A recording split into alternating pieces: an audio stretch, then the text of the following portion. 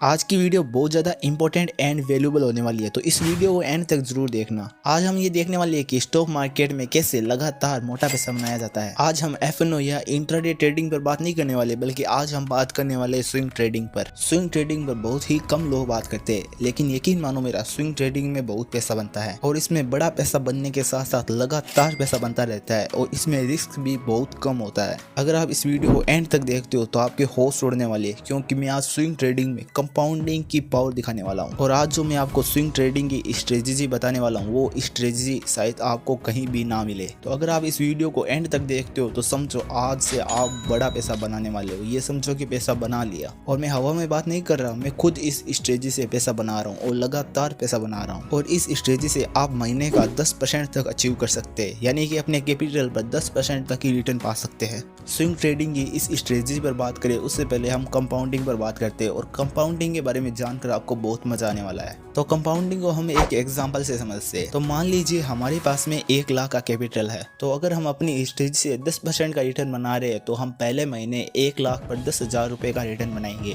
और दूसरे महीने में आपका कैपिटल 1 लाख से 1,10,000 रुपए हो जाए, और जिसका 10% होगा 11,000 रुपए, और तीसरे महीने में आपका कैपिटल हो जाएगा 1,22,000 रुपए, और जिसका 10% होगा 12,200 रुपए। और अगर इस स्ट्रेटजी से आप लगातार 10 महीने तक काम करते हो तो आपके 10 महीने बाद आपका रिटर्न होगा 23,774 रुपए, और आपकी कैपिटल होगी 2,37,000 रुपए, जिसकी कैलकुलेशन आप यहाँ पर देख सकते हैं। यह वीडियो बाकी वीडियो से थोड़ी बड़ी होगी, लेकिन मैं चाहता हूँ कि अगर कोई मेरी वीडियो देखे तो उसे कुछ वैल्यू मिले, और मैं इतनी सरल तरीके से समझाने की कोशिश करता हूँ कि कोई 6th क्लास का बच्चा भी समझ सके। लेकिन मैं आपको डिस्क्लेमर दे दूं कि इसमें वित्तीय घाटा हो सकता है। कृपया अपनी जिम्मेदारी से और अपने रिस्क पर ही काम करें। किसी प्रकार का घाटा होने पर हम किसी भी प्रकार से जिम्मेदार नहीं होंगे। तो इस स्ट्रेटजी के लिए सबसे पहले आपको टिकट टैप ऐप डाउनलोड करना पड़ेगा। टिकट टैप ओपन करने के बाद में आपको यहाँ पर लॉगिन करना है, और उसके बाद में आपको मोर पर क्लिक करना है, और यहाँ से आपको स्टॉक स्क्रीनर ओपन करना है। यहाँ पर आपको लो डेप्ट मिड गैप स्टॉक को लोड करना है। तो अब जो स्टॉक आपके सामने है उन पर डेप्ट बहुत कम है, यानी कि कर्जा बहुत ही कम है। तो अब हम कुछ फिल्टर्स लगाएंगे। एडिट फिल्टर पर क्लिक करके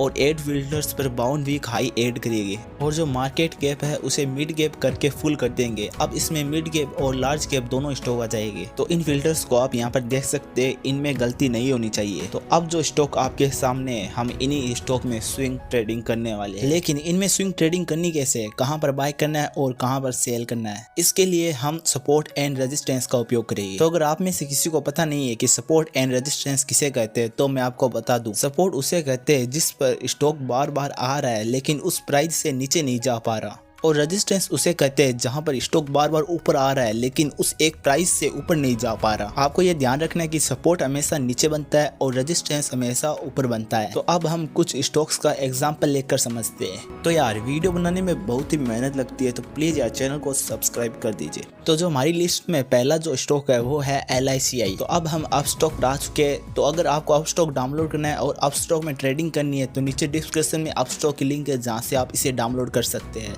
तो अब मैं जो करने वाला हूँ वो सब आप मोबाइल में भी कर सकते हैं, मैं आपको लैपटॉप में करके दिखा रहा हूँ। तो हमारे सामने LICI का स्टॉक है जिस पर हम सपोर्ट एंड रेजिस्टेंस मार्क करने वाले हैं। सबसे पहले हम 1 डे की कैंडल कर लेंगे। तो आप देख सकते हैं ये जो एरिया आपको दिखाई दे रहा है जहाँ पर स्टॉक बार बार आ रहा है, 1 बार 2 बार 3 बार, यहाँ पर हम एक रेक्टेंगल लगा देंगे। यहाँ पर स्टॉक 4 बार आया है लेकिन इसे नीचे नहीं जा पाया, यानी कि यह जो जगह है, ये जो एरिया है, यह एक सपोर्ट का काम कर रहा है। तो यह एक स्ट्रॉन्ग सपोर्ट बन चुका है जहाँ पर स्टॉक बार बार आ रहा है लेकिन इससे नीचे नहीं जा पा रहा, क्योंकि यहाँ पर बायर्स है जो स्टॉक को वापस बाय कर रहे हैं, और जिस कारण स्टॉक बार बार वापस ऊपर जा रहा है। और जो दूसरा सपोर्ट है वो यहाँ पर है जहाँ से स्टॉक बार बार आ रहा है, जहाँ से स्टॉक बार बार बाउंस बैक कर रहा है, लेकिन ये इतना स्ट्रॉन्ग सपोर्ट नहीं है। तो यहाँ पर भी हम एक रेक्टेंगल लगा देंगे। तो ओके, हमने सपोर्ट मार्क कर लिए है। अब हम रेजिस्टेंस मार्क करते हैं। तो ये जो एरिया आपको दिखाई दे रहा है जहाँ पर स्टॉक बार बार आ रहा है लेकिन इससे ऊपर नहीं जा पा रहा, यह एक रेजिस्टेंस है। यहाँ पर भी हम एक रेक्टेंगल लगा देंगे। ओके, हमने सपोर्ट एंड रेजिस्टेंस दोनों मार्क कर लिए। तो सबसे पहले हमने स्टॉक को सिलेक्ट किया, उसके बाद में हमने सपोर्ट एंड रेजिस्टेंस मार्क किए। लेकिन अब हमें इसे बाय कैसे करना है, बाय कैसे करना है, सेल कैसे करना है, तो चलिए हम जानते हैं। तो मान लीजिए आपके पास में 1 लाख का कैपिटल है, हम उन्हें 4 अलग अलग स्टॉक में लगाएंगे। क्यों क्योंकि हमें रिस्क को कम से कम करना है, यानी कि हमें एक स्टॉक में 25,000 रुपए लगाने, वो भी हम एक साथ नहीं लगाने वाले। तो देखिए जैसे ही स्टॉक अपने पहले सपोर्ट पर आता है तो हम वहां से 50% क्वांटिटी बाय कर लेंगे, यानी कि शेयर जैसे ही इस प्राइस पर आता है, इस सपोर्ट पर आता है जो फर्स्ट सपोर्ट है, जैसे ही वहां पर आता है तो हम वहां से 50% यानी कि 12,500 रुपए के स्टॉक बाय कर लेंगे। और अगर ये स्टॉक इस सपोर्ट से नीचे जाता है तो हम सेकंड सपोर्ट पर 12,500 रुपए के स्टॉक और बाय कर लेंगे।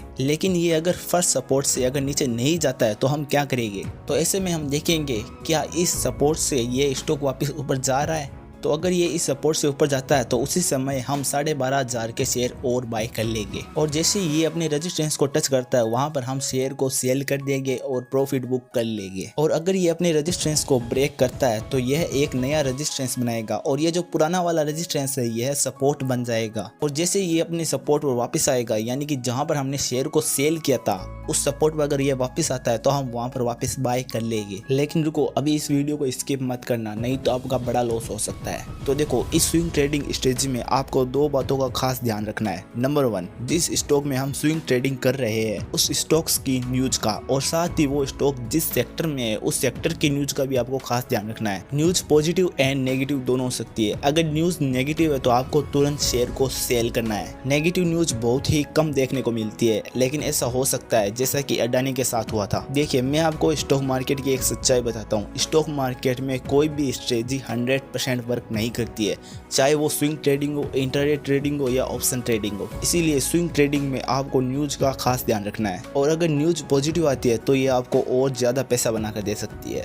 नंबर 2, मार्केट के ट्रेंड का आपको ये भी ध्यान रखना है कि निफ्टी और सेंसेक्स अप ट्रेंड में होनी चाहिए, यानी कि बुल रन होना चाहिए। अगर मार्केट डाउन ट्रेंड में है, यानी कि अगर मार्केट गिर रहा है, तो ऐसे में आपको स्विंग ट्रेडिंग में लॉस हो सकता है। मार्केट नेगेटिव होने पर स्विंग ट्रेडिंग की कोई भी स्ट्रेटजी वर्क नहीं करती है। स्विंग ट्रेडिंग में प्रॉफिट तभी बनता है जब मार्केट पॉजिटिव होता है। तो न्यूज का और मार्केट ट्रेंड का आपको खास कर ध्यान रखना है। तो अगर आप इस स्ट्रेटजी को लाइव सीखना चाहते हो तो मुझे पार्ट 2 कमेंट करो, और शेयर मार्केट को सरल तरीके से और हाई क्वालिटी में सीखना चाहते हो तो चैनल को सब्सक्राइब करो। तो मिलते हैं नेक्स्ट वीडियो में, तब तक के लिए जय हिंद, जय भारत।